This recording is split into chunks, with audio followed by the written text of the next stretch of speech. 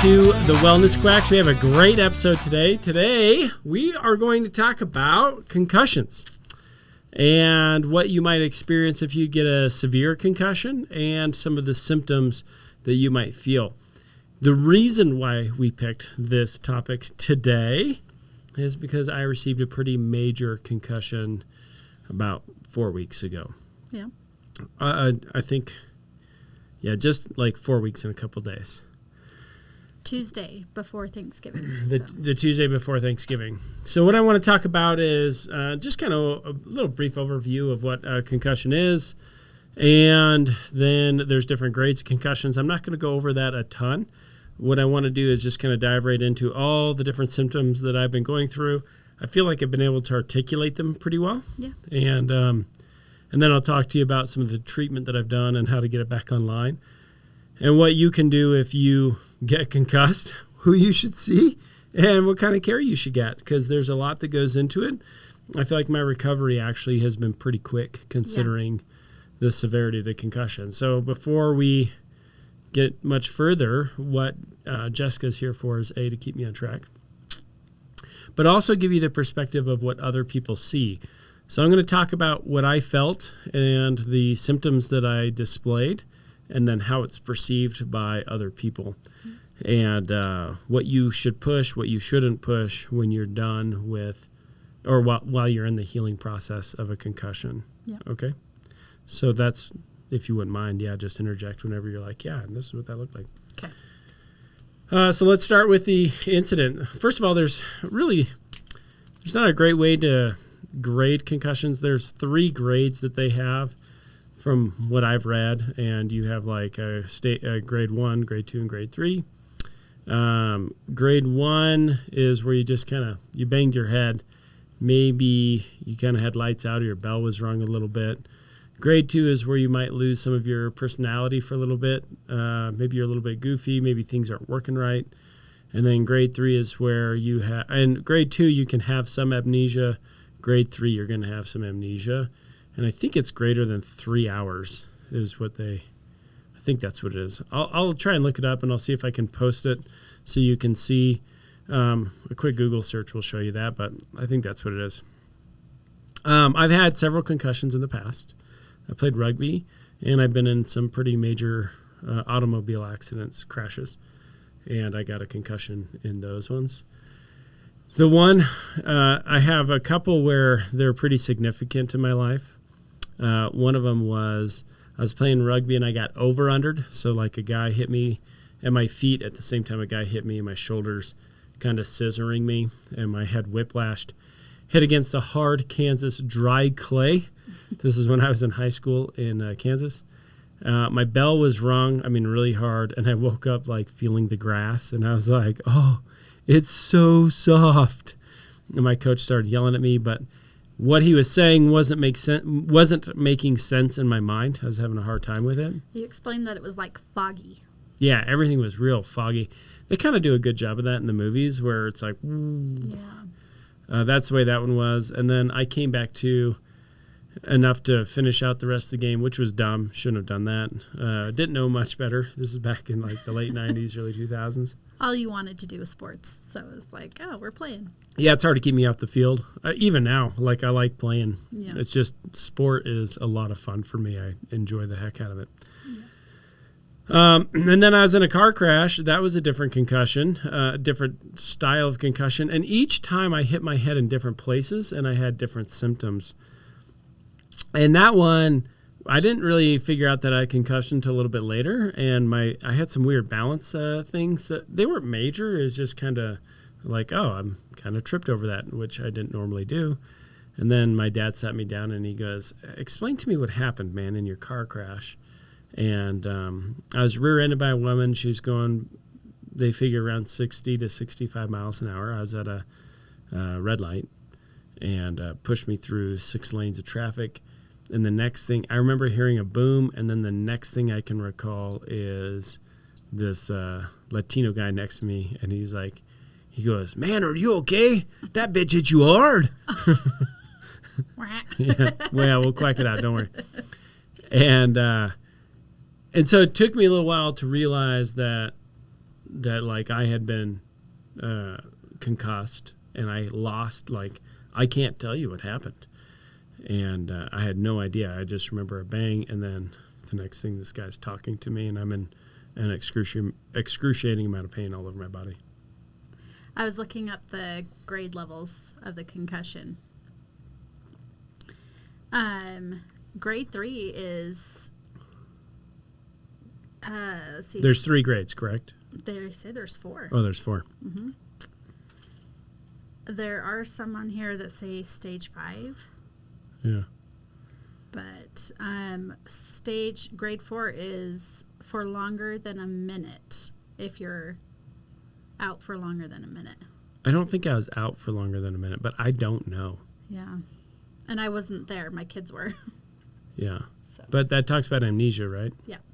And it's like amnesia longer than 24 hours or something like that. Mm-hmm. Drowsy, confused, vomiting, unable to respond appropriately to questions. I wasn't conscious. So let's just go through what happened. So this is the one I want to talk about, and this is where we're going to focus most of our time. I'm still in a recovery phase. I'm not better yet. So we were doing a lot better, but he's not. I'm going to tell you what I remember and what I don't. Most of it I have zero recollection. I thought it was only 2 days, but I think it was more like I lost 4 days. Because after the concussion, I finally came back to. I went outside in the garage. I'll talk about this. This is pretty funny. And I was like, who cleaned the garage? Jess is like, you did. I'm like, it looks fantastic. But that was like Saturday. And I don't remember. Like I have more kind of a memory there, but I really don't remember that. And that was Saturday, Sunday, Monday, Tuesday. So it's more like 4 days. So we went ice skating, had family in town. I'm trying to get my son, he's 12, wants to play hockey. He just picked it up. So we're trying to get him competent and good enough. So I've been taking him ice skating about twice a week and then doing some stick and puck. And so we had family in town, and I thought, oh, this would be a great activity to go with. I played hockey with my dad. Apparently he was in town. I mean, I knew that later, but I didn't, like I said, the day of. He picked up his dad and sister from the airport the night before he got his concussion. Yeah. The morning of my concussion, let me just tell you what happened, then I can tell you what the symptoms are. That's probably the best way to do this. Yeah. Apparently we were ice skating, we were playing tag. You're not supposed to do that public skating. This is probably why. And what my son says is I was about to get him, and I was slowing down to stop, and then a small kid came, jumped out in front of me while I was kind of stopping, and I had to do it quick or hard. I guess I caught an edge, and then I whiplashed, like my head bounced off the ice. Like it was pretty violent. Now, the only thing that I remember in it, this is the only thing that was like pretty clear to me, was I remember my head hitting and my body going like buzzy and numb all over, and my arms tensing like this, like, and then I had the last distinct thought that I have with clear recollection was, this is really bad. Like, this is not good. I've hit my head a lot, and this was advanced. You can see this lockup with other NFL players, actually. Trevor Lawrence just got hit this season, 2024, and he locked up. You can see his arms. They locked up. The famous one that I can really remember was Austin Collie when he was playing for the Colts. He got just smashed when he was receiving the ball, and he locked up. And so anytime your body locks up, there's neural trauma. The trauma is so severe that your motor cortex inside of your head is damaged, and also your spinal cord, and so your body will lock up. Now, it doesn't mean that it's permanent, but it does mean that inside of the motor cortex. And I knew that, and that's the last thing that I remember. And then I distinctly remember like the lights like going out, like the lights of consciousness. I remember the lights of consciousness going out. Like that tunnel, like. Yeah, like it just kind of went out. From that point on, I have no recollection of my life from that day and then 3 days prior. They just kind of kept going away. So they told me that they got me off the ice, and I guess I skated off. Yep, your dad. So Joshua went to get your dad, and your dad came up to you. When you had fallen backwards and tensed up, you rolled over on your stomach. So you're laying on the ice on your stomach. Your dad came up to you, kind of was checking on you, and he said, "We got to get you off the ice." And so I don't even remember ice skating, though. Like, that's important to understand. Like, when I say I remember hitting my head, that's all I remember. I don't remember, like, the whole ice skating activity. Yeah. So your dad got you up on your feet, and you skated off with him off the ice. They set you down, took your skates off. Like I said, I wasn't there, so I didn't see this, but it's just what everyone is telling me. Mm-hmm. Several of our kids came up to you and were like, "Dad, Dad, Dad," and you're like, "I don't know who you are. I'm trying to figure out what happened to me." Yeah. And that scared them because, I mean, you're their dad. So, yeah. And you're like, "I don't know you." Yeah, this is pretty heartbreaking because the next day, my 8-year-old daughter, Evelyn, who's like really sweet. I love her. I love all my kids. I mean, Evelyn's pretty sweet, and she came in the room, and this actually gets me a little emotional because this is the scary part, man, because this doesn't always come back to people.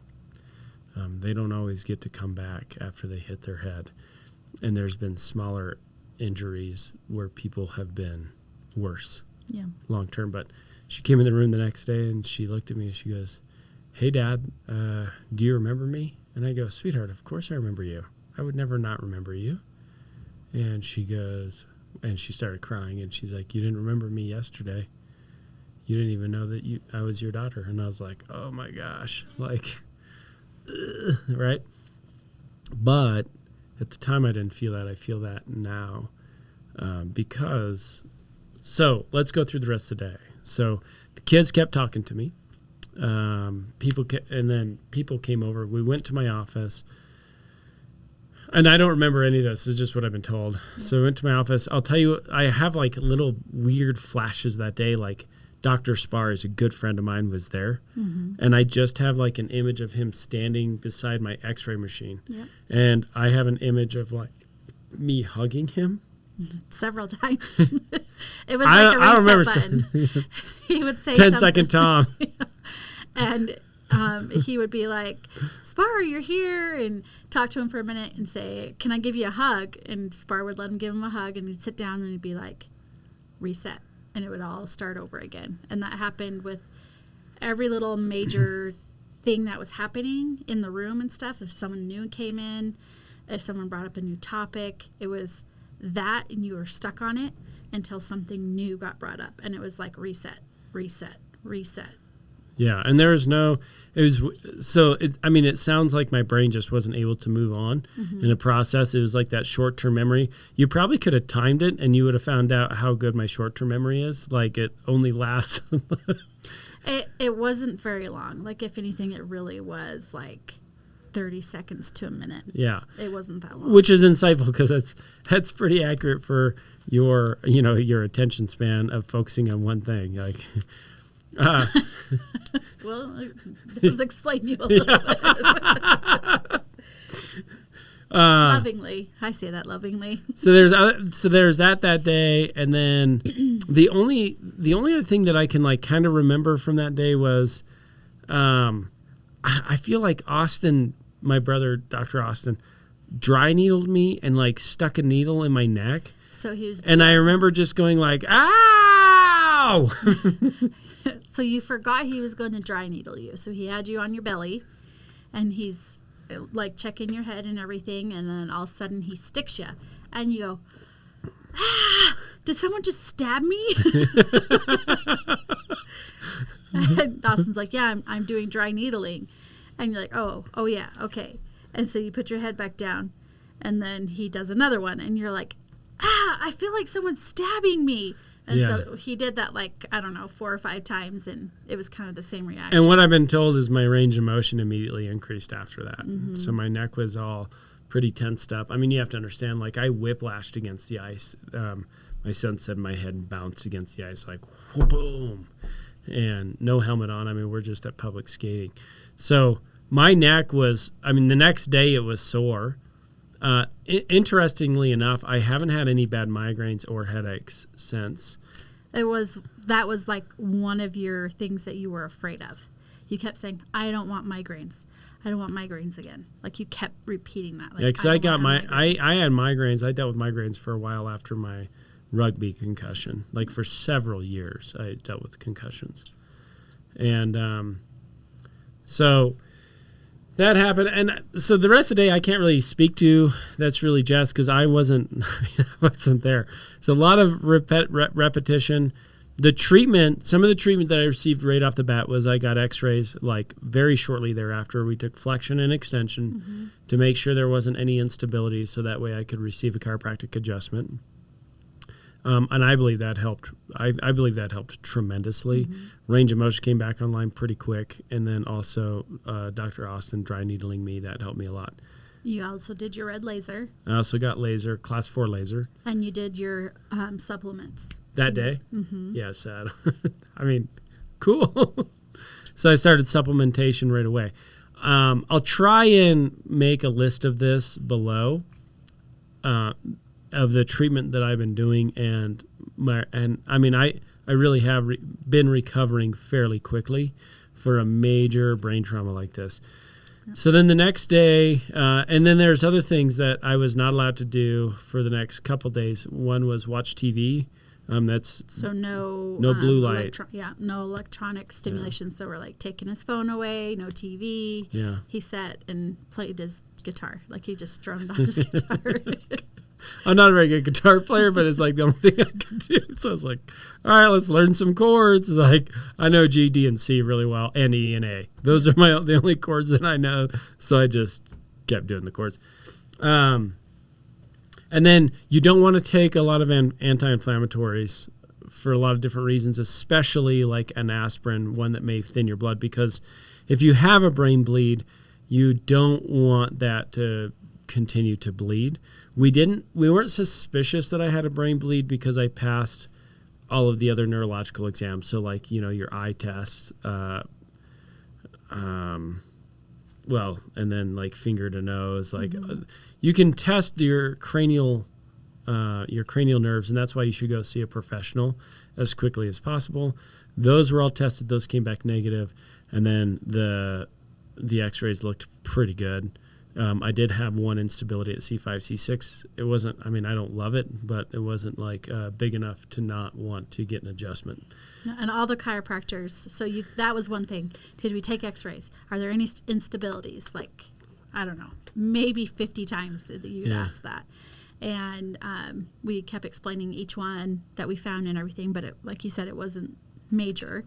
Yeah. And all the chiropractors there, your dad, your brothers, Dr. Spar, were all like, man, your spine looks really good. Yes. So. And the big instabilities that I'd be worried about and that you'd want to get checked right after is going to be an instability between your cranium, so CO, and then your first vertebrae and your second vertebrae. Those are going to be, that's like the big one that you want to make sure that all those ligaments are intact. My brothers and my dad more than likely wouldn't have treated me right away chiropractically, or they would have done a lot more gentle work had I had an instability in that area. Yeah. Because that's where you can get spinal cord issues. So they did a very thorough job. They did a very good job to make sure that I was okay. And luckily, I don't think I had a brain bleed. I don't have anything that indicated that. The only thing that made me slightly concerned, I believe, was it was either that night or you woke up in the middle of the night and you blew your nose and you're like, man, I've got a little bit of a bloody nose. Yeah. So I was like, oh, okay, maybe that has to do with it. So I did text your brother and I was like, hey, does that indicate anything? He's like, no, he's totally fine. Yeah. So. That can happen. If you get trauma like that, you can just get a bloody nose, period. Yeah. And that's why you want to be careful, because if you have intracranial bleeding from that, that's a real thing. Yeah. So I did check out. And I'll say this too, Jess did a lot behind closed doors without telling me, just to kind of take care of me, monitor me. She was in very close communication with my dad and my brother about a lot of this. Yep. And we've both my brother and I and my dad have taken some advanced training in concussion and concussion protocol and how to help people with it. So I knew I couldn't. The only I do kind of remember this. Like I knew that I wasn't in a state to know what to do, and I want to say I kept saying, "Call my brother, call my brother, call my brother." Yeah. Because Jeremiah wasn't there yet for Thanksgiving. They hadn't. But he was on the horn like the entire time. Yeah. Like from my understanding, I mean I don't remember any of that, but yeah. I do kind of have this vague little. So let me talk about when like some of the memories in the 4 days prior. I have little glimpses and flashes, but it's like I wasn't the player, and this will resonate with people who've had a concussion, and you can help understand what they're going through, because it's like I wasn't a player in the game. It was like I was watching myself, and that is when I say that, it's like when you watch a movie, you don't know what that actor is feeling. They try and portray that. They portray that with music. They portray that with words, with facial expressions, body language, but you can't feel them. And that's the way it was. It was like all the memories that I had, and I was trying to figure out, okay, how bad is this? How far back has my memory been erased? And whenever I did have a glimpse of something, it was like surreal. It was like I was watching myself do something. But I was like, no, I think I did that. It's like you're the player in the game, but you're not the actual player. Like a deja vu. Yeah, it's kind of like that. So you don't like I didn't feel anything. So for pain that night, I'll admit this, we were afraid to take, not afraid, just you want to avoid taking, ibuprofen, aspirin, yeah. any of those things. You want to allow the brain to be able to start healing and recovering. There's other supplements I think that are better. So like we started loading up immediately on omega-3s. Omega-3s, especially higher in like EPA, repair neural tissue. So Jess told me, I didn't know that I did this, but loaded up on some of those. I gave you bone broth, like you hadn't eaten anything all day. So I was like pumping you full of protein, like just bone broth. Like really clean, very easy to digest, and a lot of really good, healthy fats. Very important to have very healthy fats and high protein. Yeah, so I added like Kerrygold butter to the bone broth and all that. So you don't want carbohydrates like sugars, because those are pro-inflammatory, and you want to try and reduce anything that can be inflammatory in your body, and you want to give your body the best chance to heal. Yeah. So that night for pain, Jess gave me a gummy, and I'm grateful she did. So CBD can help you. There's some not a ton of research, but there's some research on it that looks good. Mm-hmm. And I'm a chiropractor. We're Fringe, so if it looks like, hey, this is promising, let's try it. We're like the people who I feel like we champion like stem cells too. Like if it's working, let's try it. And so Jess gave me that for pain. And that's going to help with inflammation too, as well. So we did some of that. His neck and but head I don't remember really taking hurt. it. Like he kept saying, like, "Oh, that hurts really bad." Like, and he would forget that he hit his head, so he would like go to rub his head, and go like, my head really hurts. Yeah. And I was like, "You have a big goose egg right there," and he's like, "I do." Yeah. So here's some funny things. I started coming back to. I think it was about 4 a.m. is when my consciousness started coming back to me. And this is a funny story. So I go in the bathroom and I don't have a shirt on, and I don't know why. Like, you got hot and you didn't realize that you took off your my shirt, your undershirt when you took off your sweater. Yeah, I'm Mormon, so we have we have undergarments that we wear, and so I remember looking in the mirror. I'm like, why is my shirt off? And then I was like, whoa, I look good. And I yelled, I was like, Jess, have I been working out? And she goes, yes, honey, over the past year, you've been really diligent. You've been working out like really hard. You've been trying to take care of yourself. And I go, I look great. This is fantastic. And then I went pee. And then I looked up after I went to the bathroom, and we have like a mirror that's on the entire wall of our bathroom. And so then I look up and I go, Jess, have I been working out? And she goes, yes, honey, you've been very diligent, very calm, very patient. But I was back too, and I go, how many times have I asked you that? She goes, that was the second time. And I go, have I been asking you a lot of questions a lot? And she goes, yeah, you have. And then that's when if I recall, you kind of had an emotional moment and you're like, you're back. And I go, yeah, I'm back. I'm here now. And that's when the realization of what happened. And that's when I was like, hey, tell me what happened. And it sucks because it's 4 a.m, but Jess is incredibly patient. She's just a wonderful woman. I cannot say enough about how much I love her, and I mean that. Just incredible. So she stayed up with me, and then and that's a big misnomer too. If there's no evidence of brain bleeding, you want the brain to sleep. You have what's called glial cells in the brain. We used to think that they were glue. I think that's what it means. Glial means glue. But we know that glial cells actually clean up your brain. It's one of the reasons why.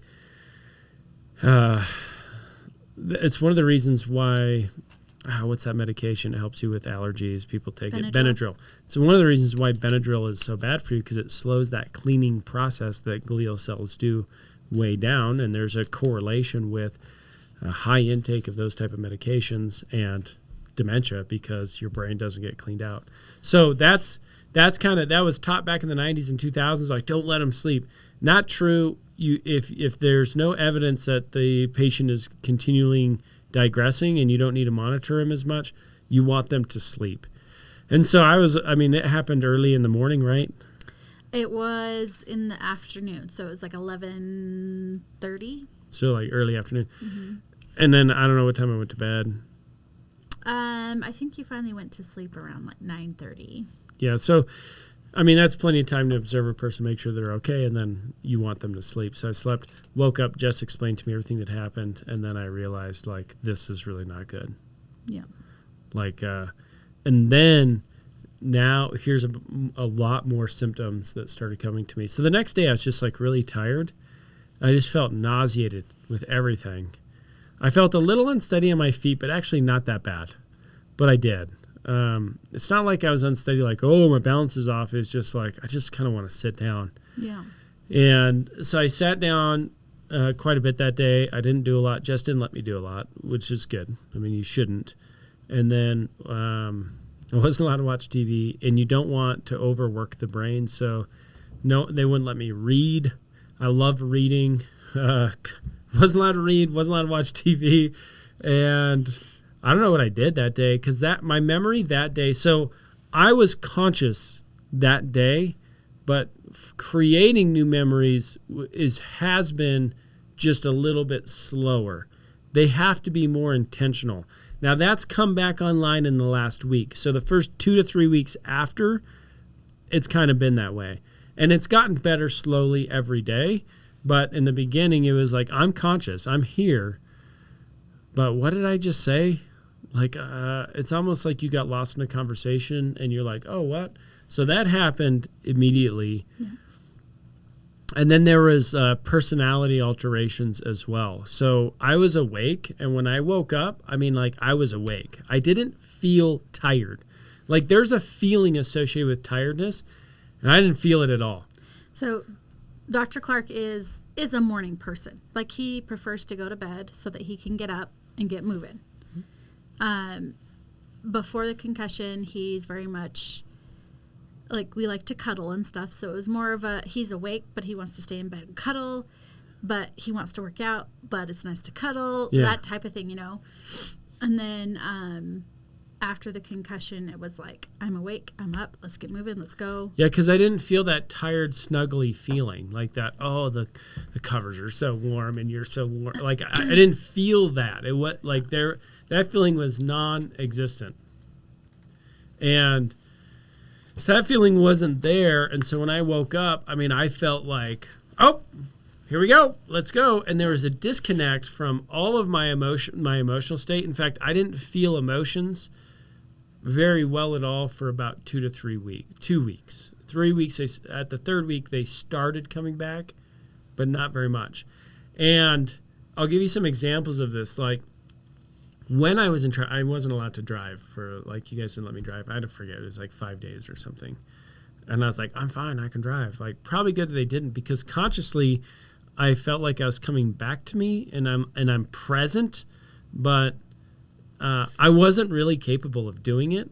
but inside my head, I thought that I was, but I was not. Right. It's like you look at somebody that's confused or lost, and that's what his face said. Yeah. Like, even though he was, like he's saying, present, he was not present in the sense I just mean I was conscious now. Yeah. But yeah, you're right. And he was trying to say and do all the things to make it like, no, I'm here. It's okay. It's okay. But you could definitely sense and feel and see that he was not still. Yeah. And so then that's when things started for me, where I started recognizing different things. And I kept trying to do neurological tests to make, like, well, how damaged am I? So, I would do things where I'd look to the side like this and then walk in a straight line, and I could do it. Yep. I could close my eyes. I could touch my nose. I could close my eyes, balance on each foot for 30 seconds or more.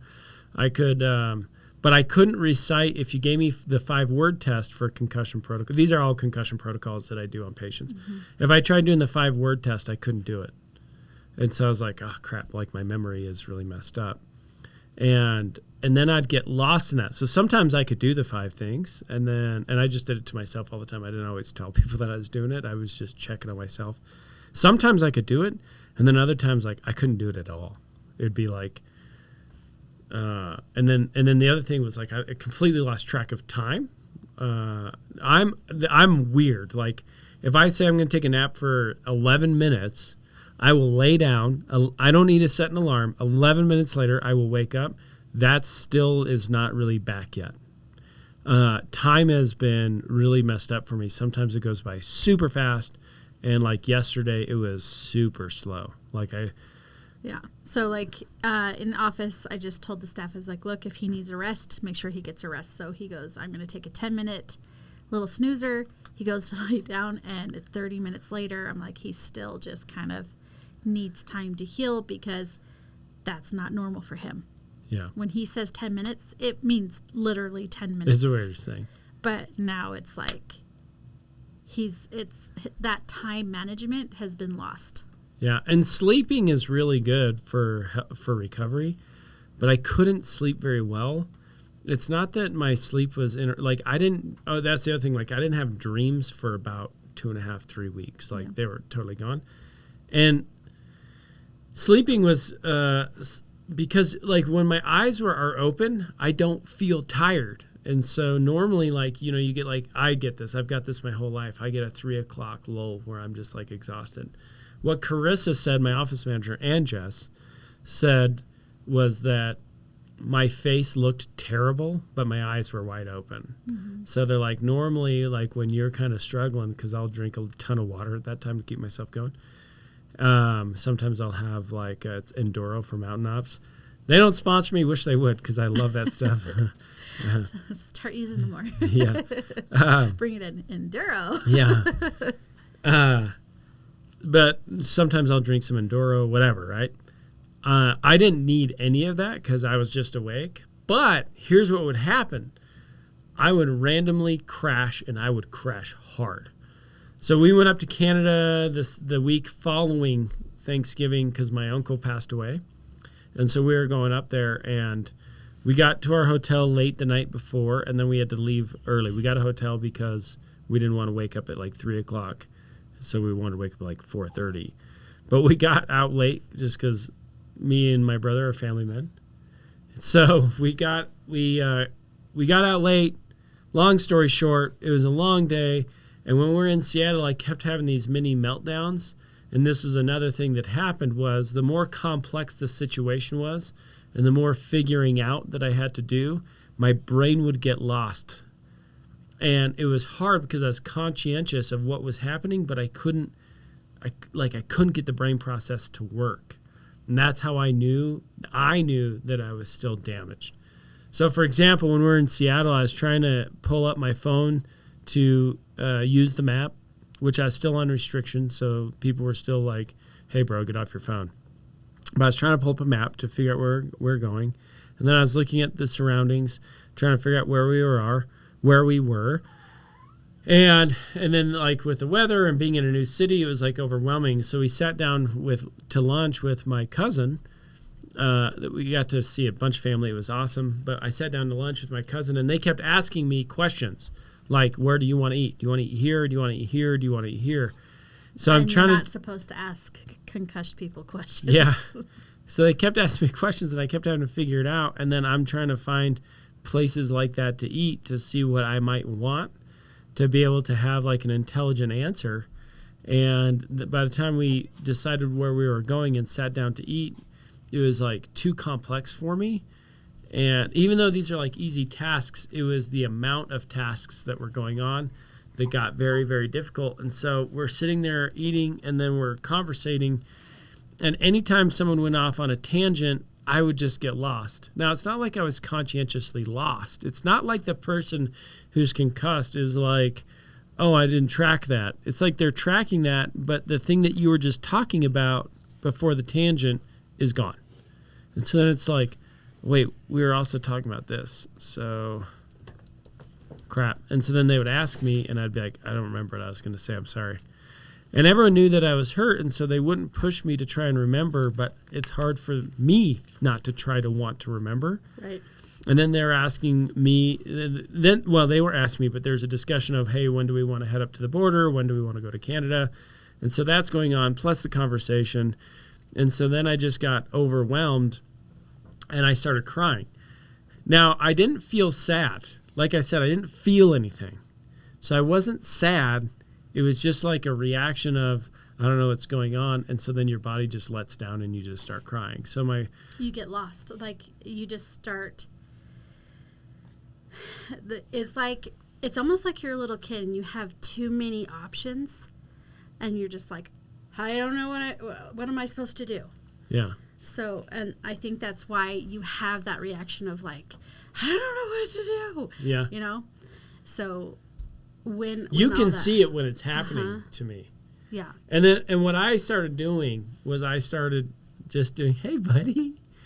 I started doing menial tasks where I could just be railroaded on something and just do that. But you divide it into like here and here and here. And so you're doing multiple of those menial tasks. So it wasn't just like one thing. Just to keep me going. But again, like you don't feel the frustration, you don't feel the anger. Like here's another good example in traffic. Normally I get annoyed when a person cuts me off. One night I was driving home from work. I probably shouldn't have been driving yet. And it was icy and this car cut me off and then almost lost control and went off the road. And I was like, you idiot. Normally I'd be annoyed because I'm like, you put me in danger. Like you moron, right? Like I'd be upset about that. There's also some people that I came across that have annoyed me in the past, and when I saw them, there was zero emotion of like that underlying they annoy me. Like that wasn't there at all. It was kind of freeing in a lot of ways because you don't feel any of that. The scary part is I also didn't feel that immense amount of love towards my children. And I talked to Jess about that. I was like, what if this never comes back? You almost feel like sociopathic is actually a good way. Like there's just like a disconnect in emotion, which makes you wonder because like sociopaths, their limbic system, which is like your emotional center in your brain, like their limbic system doesn't work very well. So I kind of wonder if like that's what they experience is kind of that. I don't know. Just a thought. So that went on. Went up to Canada, and I kept having these meltdowns like every day to every other day to every 3 days. It just, it kept getting longer and longer. My sleeping still sucked until about a week ago, where I thought I was well rested, but I wasn't because, so here's what happened. So then we're going up to the border, all right? It's about an hour and 45-minute drive, maybe 2 hours because of traffic. And it was even more terrible because they had a Taylor Swift concert. Yeah. So I think it was like 2.5 hours to the border. It's not normally that long, but it was because the Taylor T. Swift was in Vancouver. And, like the hotels were ridiculously expensive. We just stayed at a friend's house. But I was talking to my brother, and I just passed out. Like mid-sentence, I fell asleep. And then I woke up, and we're at the border. And I was like, hey. And Austin was like, dude, you were like mid-sentence, bro. And it was like someone took the battery pack out of you. And that's because, like, I didn't feel tired, but your brain is like, no, man. Well, I don't know. I mean, I don't know what your brain's doing, but it's like, you need to sleep now. And so that was problematic. I think if I were to go back in those first 2-3 weeks, if I didn't have to work my profession the way that our income is, I had to work. But if I didn't have to work, it probably would have been better to maybe shorten the days and then sleep a lot more. That would have been a better choice. There's no telling him to not work, though. I definitely went behind his back and told the staff to reschedule for the Wednesday. I said, this is not going to happen. It's not safe for him to be in the office. So we rescheduled the patients and made arrangements and closed the office for the Wednesday before Thanksgiving. But definitely needed more time. And that's why we're saying, like, he is up and doing stuff way faster than I think most people that had a concussion the way that he did, up and moving. Like, he's just doing stuff. So I think the reason why you had those moments of just like, oh man, and you're breaking down is because you're up and doing stuff so fast. And I always knew that it was coming too, because I would keep getting very nauseated. Yeah. As soon as I crossed a line of too much or I hadn't eaten, because like the other thing is like I felt no hunger. Like hunger wasn't a thing. There's like a separation from my conscientious body, like being conscious in your mind, and every other function. So even though you're awake and you have consciousness back to you, it's like you are disconnected from everything else. And that was problematic. Now, when I say nauseated, it's not like I wanted to throw up, although maybe I could have. It's more like if I gave you really bad news and you get that, like pit. And you get that in your gut, like that's what it felt like, and it'd be random. And I didn't know why. I couldn't figure it out. And when I tried to figure it out, I'd get more frustrated because I'd start thinking, but your brain's not thinking right. And you just kind of get lost in this cloud of trying to think through things, but there's no clarity. So you're just stuck in this cloud. Or it's like railroad tracks, but you're not on the right track, so you're trying to get back over. But you can't move that train to like logical track thinking. That's what it felt like constantly. And so one of the things that's really good for you is anaerobic activity. You want to try and build up a sweat. It helps with inflammation. It helps with the brain. It helps your respiratory, respiratory rhythm get back on track. So anaerobic activity is really good. You want to do it in a safe way, and you don't want to overdo it. And what we found out pretty quick is like 5 days later, I think I didn't work out or exercise. And what we found out is that if I worked out and then I had a lot of protein, I actually did pretty, and then I took my supplements, I did pretty good. Yep. And I would do good for like 7 to 8 hours, and then I would crash, where if I didn't do that routine the first couple weeks, I'd crash real fast. The thing is, I don't really eat a lot of breakfast typically anyway. I have a protein shake for breakfast. But when you don't feel hungry, then you really don't eat. And the longer I started, like, let's say, intermittent fasting, but by accident, the worse that pit got, the worse the confusion got, the worse my brain actually, like, functioned. Yeah. So it goes against my normal routine, but I started eating, and I ate very healthy, very clean. Not yesterday. I mean, yesterday I had patients bring in, like... holiday snacks. Yeah, it's delicious. But that was, like, super important. So nutrition, massively important, and I had to eat at steady intervals. Yes. And I don't know what you made me eat, but like you were like, hey, honey, have you eaten? I was like, oh, no. It was a lot of like protein, just steaks, salads.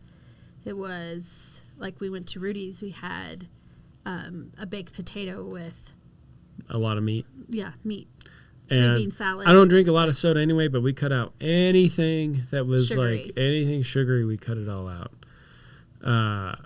It's just not my diet. If I wanted something sweet, I had Enduro. There you go, Mountain Ops. Another plug for you. Yeah, I think that. And I'd have a lot of branched chain amino acids, yes. And I had a lot of creatine. Those things are shown to be able to help with neural healing as well. Sorry, Go ahead.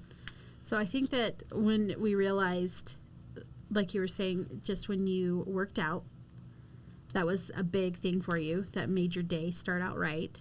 Making sure you had your protein in the morning and then your supplements.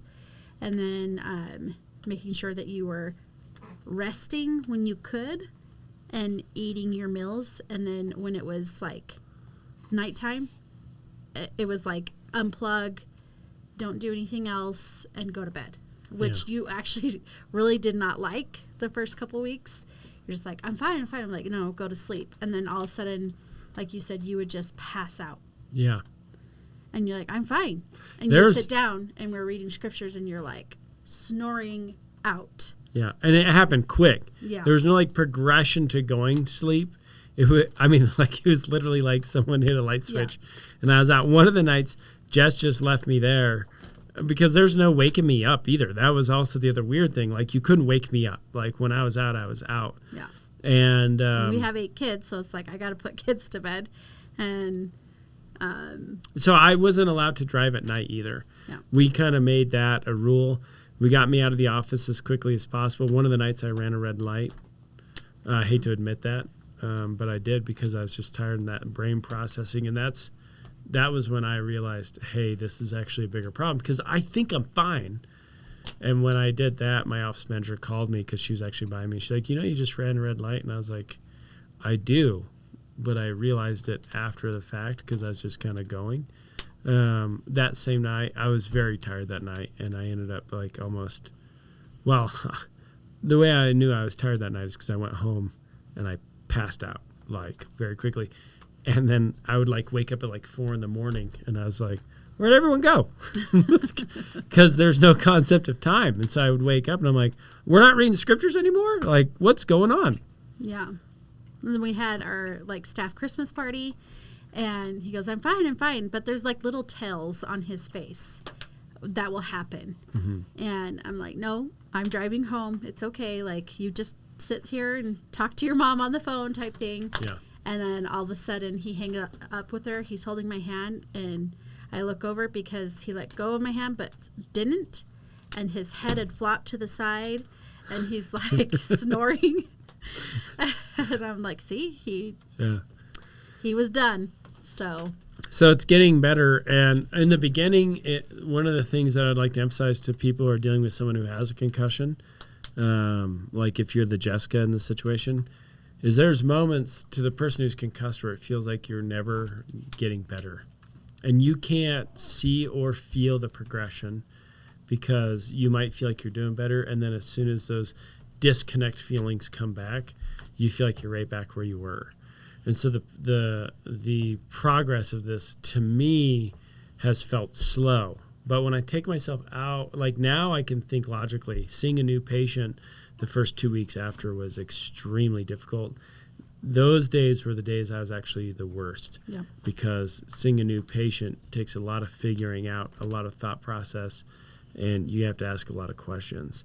I gave a lesson in church as I'm a substitute Sunday school teacher, and I gave a lesson in church, and that zapped me. I mean, like I did everything I could to try and just stay on track and to look normal. And then as soon as I went home, I just crashed. Now, again, I didn't feel tired, but I sat down on the couch after church and I was just like, and I was just out. And that's part of the reason why we figured out, like, no driving at night, because I don't know when I'm tired. I didn't feel it. I didn't know when it was coming. I looked like a zombie. My eyes started getting all sunken in, and I could see that, but it wasn't computing in my mind. Like, I don't know why I look like this. I feel fine. Yeah. And I think something that I don't know if you remember this is that you would keep saying, I don't know why I'm not doing better. I feel like I should be doing better. Why am I not doing these things? Yeah. And I would just remind you, I said, it's like you have an open wound. Even though there's no cut and there's no blood, it's like you have this open wound and you have to give it time to heal. Yeah. And so I'm like, even though like your goose egg's not there anymore, you still have essentially an open wound and you have to allow it to heal. Yeah. And that's why it's important to have a good support system. I think that's part of the healing process, is having good people around you. I can attribute a lot of me staying calm through a lot of this. Staying calm and having a good positive outlook on this is directly attributed to my wife. because I know that you don't know if you're going to get better, but I just kind of knew that I was. But you lose sight of that, and having a good person in your life that objectively can see where you're at and where you're going is really, really helpful. So with that, now I'd say like this week, I feel like a lot has come way, way more online. Another thing is my filter was gone. Oh, I should have, yeah. And this was weird because I don't like hurting people's feelings. I feel like normally I'm very empathetic and sympathetic to people. I can kind of feel them, engage them, and I'm careful with how I phrase things to be able to give them a truth bomb, but we don't need to be brutal about it. We can do it in a loving way. And I did not do well with that at all. I was like kind of vulgar sometimes, and I'm like, what? Why? Like, why did I say that? And it would just kind of come out. Yeah, so it was definitely, what's the best way to put it? It's like a kid thinking that they can swear and get away with it type thing. Yeah. So that's kind of what it was like. Like, one of my daughters one night at the dinner table was telling me a story about something that happened at school, and it was like a very clear injustice from the way that they were sharing it. And I was like just sitting there eating, and I was like, well, that's bullshit. And Jess like, what? And I was like, I don't know. I'm sorry, man. Like, I was like, I'm sorry. I don't know why I said that. Yeah, he'd get a look on his face like, didn't mean to say that. Yeah. If you would catch me off guard and I would just answer you, it was like someone just injected me with truth serum because it's coming out exactly the way that I think about it. Because sometimes, this person asks you like, well, let me think about this. How do I phrase this so that they get the point, but I'm not brutal? I was just freaking brutal for a solid 2-3 weeks. You still are. just not as bad. It's getting better. Yeah. For sure, right? Yeah. And that's how I know I'm getting better too, because that's like thought is coming to me before I just start talking, and I'm able to hold a conversation, go on tangents, and come back. I still am struggling. It's 4 weeks later. I'm struggling with finding words for things. And it's like, for example, but once it comes back, it's weird. It's like there. Like, I had a patient ask me, they're like, hey, what's that activity where you grab the bar and you're hunched forward and you lift it up? And it's a deadlift. But yesterday I could not think of, and I exercise all the time. Like it's not like, oh, I just forgot that word. It's like it wasn't there. And I'm like, what is it? What is it? What is it? And then this morning I woke up. When I woke up this morning, I was like, it's deadlift. It's almost like you're putting stuff back in your computer and your computer is rebooting. And it's like, don't worry, we'll find all the files. Where before all the files were open.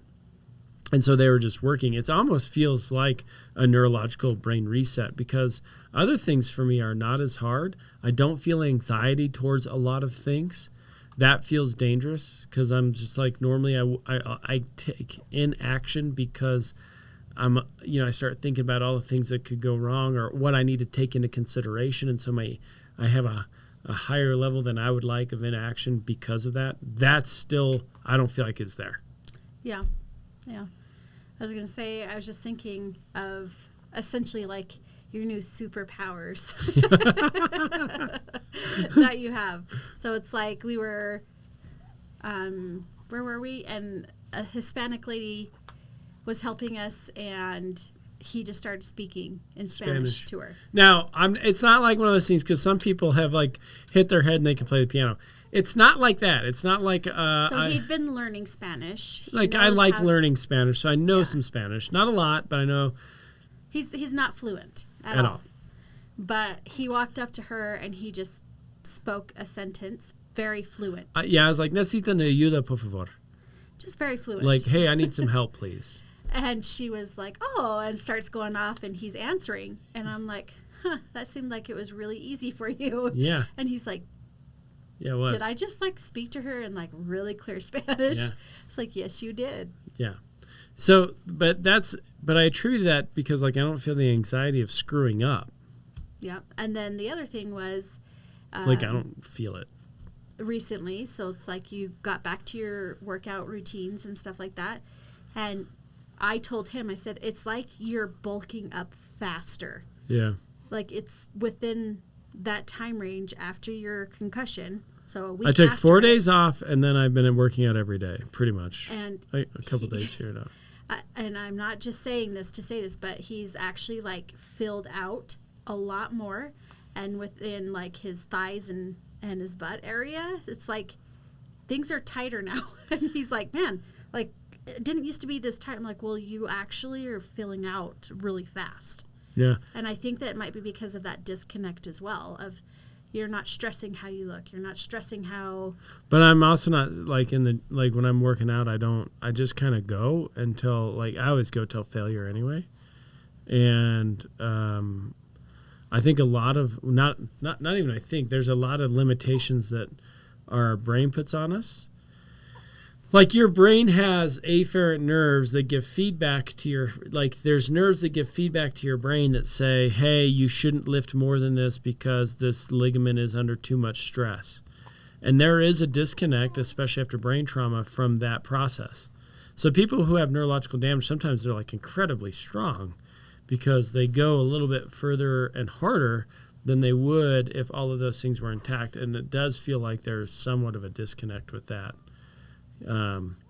Like I have a 155-pound bench press, and I try to do, like normally I'll do like sets of 13, and I try to get about 50 to 60 reps in, and I think this morning I did 80.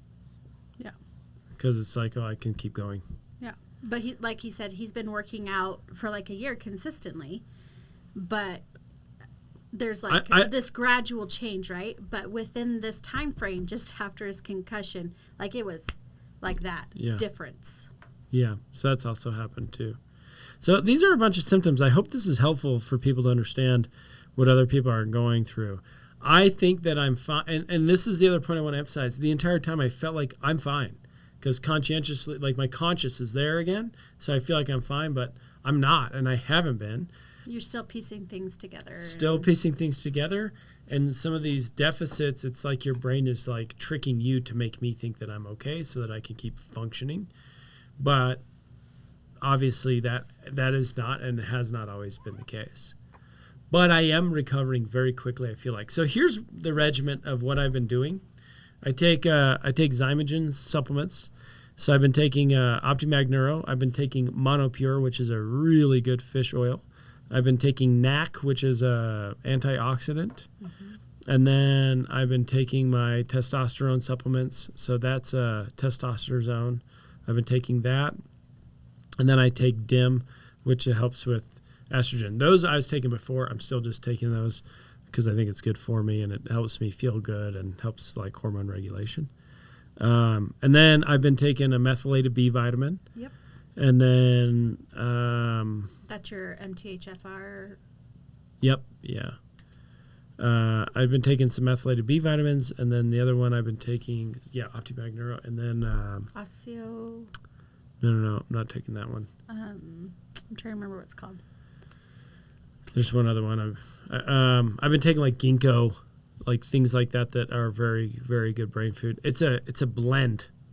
It's a neuro blend by Zymogen, and it has a bunch of really good things in there for brain health in general. We'll make sure we add it to your... Yeah, I'll see if I can add it to the list below. So I've been taking that every day, and I have doubled the dose of whatever's recommendation for anything that's neurological. And then your red lasering. Like that's class 4 laser, yeah. So then I class 4 laser, and that one I actually notice a huge difference when I do that as well. And there's some really cool studies with not Parkinson's, stroke patients in class 4 laser on their skull. So I knew that was good for me, and I've been doing that every day as well. And then I get adjusted. The first 2-3 weeks I was getting adjusted every day. Now I'm getting about every other day to every third day the last week to 2 weeks. Yep. So I've slowed that down, but as soon as I get adjusted, I immediately get more range of motion. I feel like my brain is functioning way better after, like cognitively, there's a difference after I get an adjustment. That's been huge. There's days where I just haven't been able to get over to see my brother or been able to see another chiropractor. But every time I do that, and then like the supplements those have been helping, and then high protein intake. High quality protein. Again, Mountain Ops is like Great probably protein. the best one we found. Yeah. Good quality ingredients, really good. Yeah. And then I noticed too, like if I have a lot of sugar in a day, I do not do as well. Still progressing, but it's way slowed down. And so we've been really trying to stay away from any kind of sweets. I'm not a huge sweets guy, I don't feel like, but like if there's a good pie and it's good, like I'm going to eat it. Yeah. I'm not going to say no to it. You're an ice cream guy. I do love ice cream. Yeah. I love ice cream. Yeah, you're an ice cream guy. Yeah. So, yeah, if there's ice cream. And that was tough because, like, when everyone was in town, they bought ice cream. And they said no. So what I did is I've had my creamy once or twice now. So Ninja Creamy, and then that's been pretty healthy. So I just did, like one I did cantaloupe, milk cream, and monk fruit. Mm-hmm. I mean, that's pretty freaking healthy. And I ate an entire pint of that. That was good. So that's what I've been doing, and I've been progressing. I feel like pretty good. I feel like I'm back on my feet, and I'm able to start navigating life much, much better. What do you think? Definitely, for sure. The one thing that we did notice, like when you actually could see a difference, is instead of your eyes being like sunk in, it was like you had these big dark circles and it was sunk in. It's like that changed in your skin, pinked up and came out. That's when I was like, now he's like he's coming back. Mm-hmm. Because before it was like they were sunk in. Yeah. And I could see that in the mirror. It just didn't translate. Oh, the other thing is, this is weird. The entire left side of my body has broken out in zits and pimples. So I got hit on the right side, so your left side's going to be affected. And then the left frontal lobe is what, because it's a whiplash injury, right? So you're going to get hit back right, forward, left. And I've gotten like a lot of pimples on my left side, like all the way up. Yeah, all over like the left thigh, side of my body, arm, face. Cankers in your mouth. Yeah, I got cankers in my mouth after. And I don't think it was like, this is not just like random cankers. Like everything is on the left side. Everything kind of broke out. Yep. And I've been dealing with them. It's like his body is releasing. I don't know. I just think the nervous system was just completely shocked and restarted. Felt like a hard restart. That's what it felt like. Yeah, for sure. In some ways, I feel like it's good because I've kind of restarted in some things. And in some ways, obviously, like brain trauma is never good. you don't want to do that. Yeah.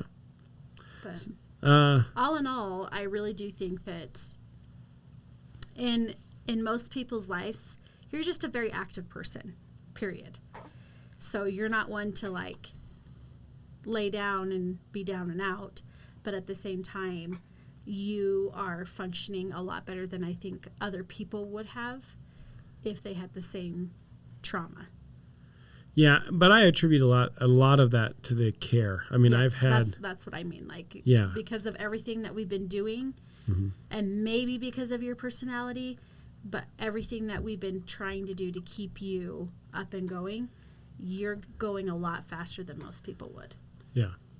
I mean, when I do my stuff, there is a noticeable difference. For sure. In my behavior, in my actions, and in my health. Yes. Which brings me to another very important point that I've thought about, and that is when you're at a deficit, the changes of good are more dramatic.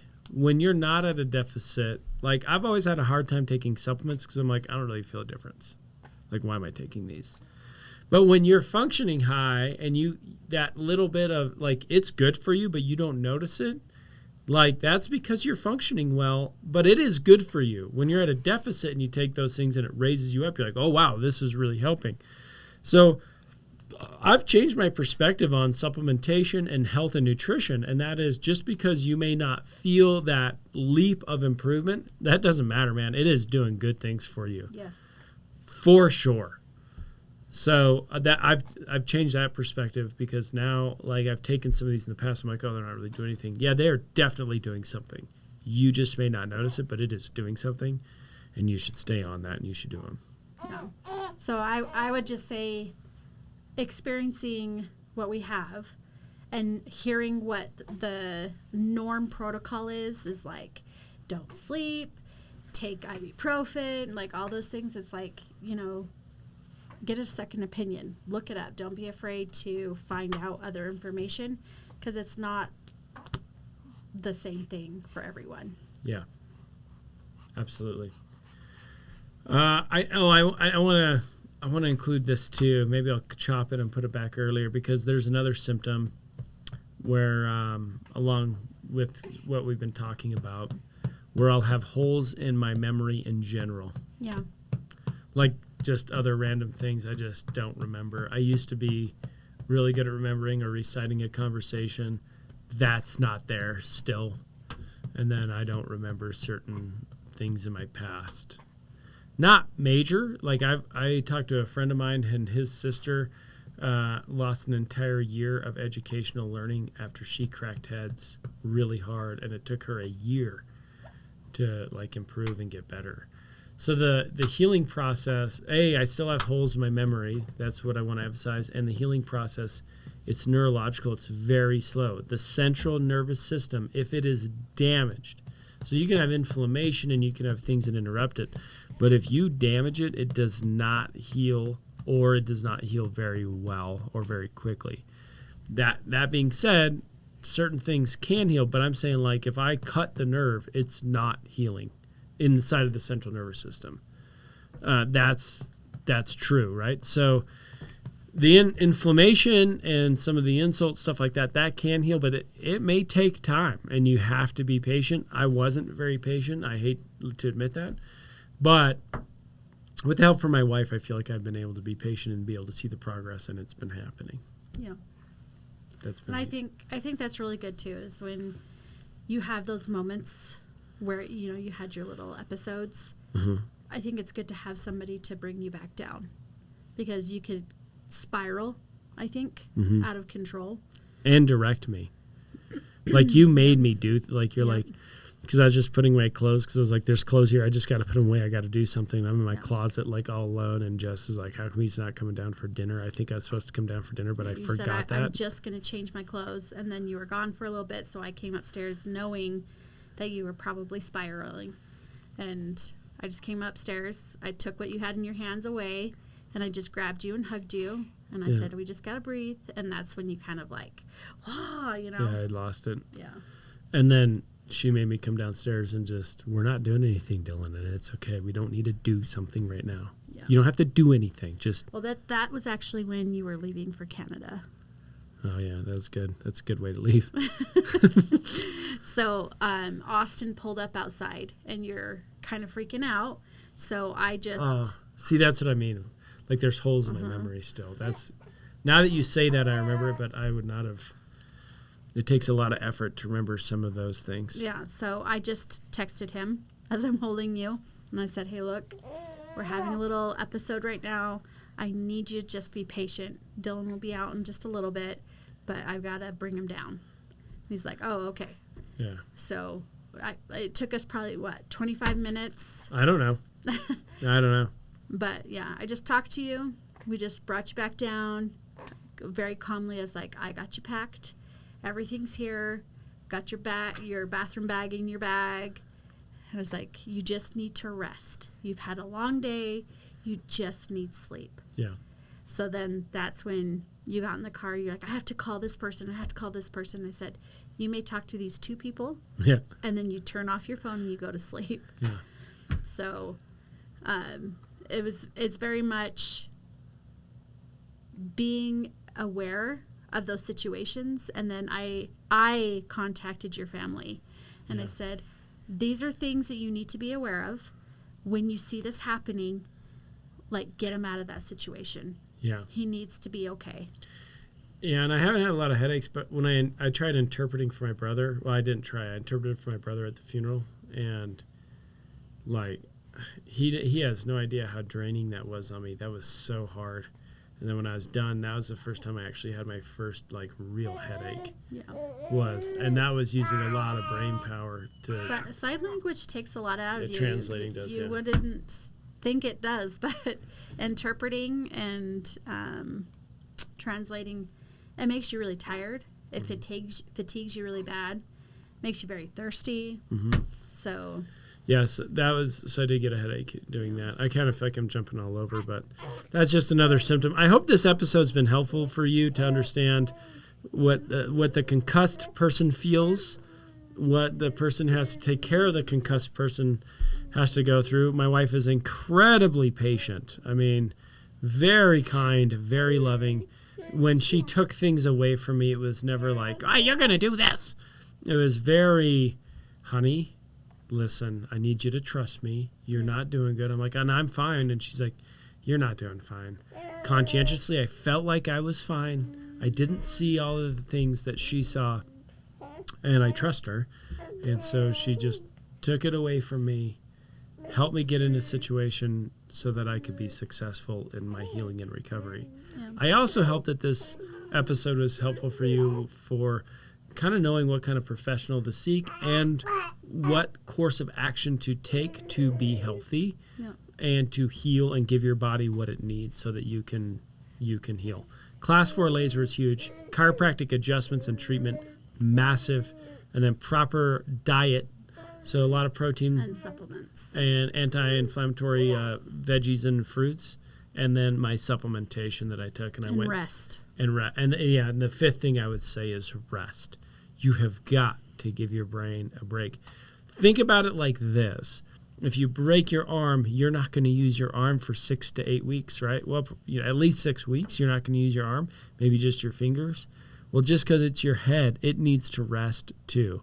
And I would say if I did one thing not very well, it was giving my brain enough rest. Yeah. And I notice day to day, if I rest, I do way better that day. If I can just give myself like a 20, 30-minute nap, I do way better during the day. Yeah. And I will say, you keep saying like I was very calm and very patient. Inside my head, I was not calm. Yeah. Everyone's like, "I can't believe how calm you're being. Like, I can't believe you're not crying." And I said, that's not who he needs right now. So. Yeah. And that's why I'm grateful Jess came on the show, because there is a toll that goes on the people around you, especially the people that love you. Yeah. And I knew that. I've known that the whole time. But I absolutely love my wife. I'm so grateful that not only did she trust the process, but of the calming demeanor and influence that she had. And I think that's what you need. The more crazy the environment, the more intense it is, the harder it is for the individual. And I know that can be tiring for the person who's in the shoes of taking care of this, this child, basically, because that's what I reverted to as a child. Just very kind, very calm, very caring. I also think it's important to understand that other people see a different perspective than what's going on inside of my head. Yeah. And they can pick up on those cues, especially the better they know you. They can pick up on those cues. Very important for health, healing, and recovery. Yeah, for sure. Yeah. Mm-hmm. Anything else you want to say? I think that was pretty good. I don't think so. Okay. I think the other thing was having to have that calm environment. We have 8 kids. Yeah. So providing that calm environment was kind of tricky, but. Yeah, I guess I hate to end on this note, but there's been a couple times where I've yelled at my children, and I'm not a huge yeller, but it was like there was too much intensity in the house, and it was like just too much. And so I not like yelled like be quiet, like I was like, "That's enough, you're not doing this, you're not," like, we got to calm this down right now. And I just kind of snapped. And I think that goes to some of the personality changes that a person feels and experience. Because I normally would have handled it differently, but it's like that capacity is not there yet. Yeah. You're more of like, let's make this situation funny type person. Yeah, and change it. Yeah. Yeah.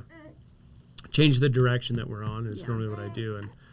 And it's coming back. Like, it's coming back online. But it is a process. Yes. Yeah. Sure.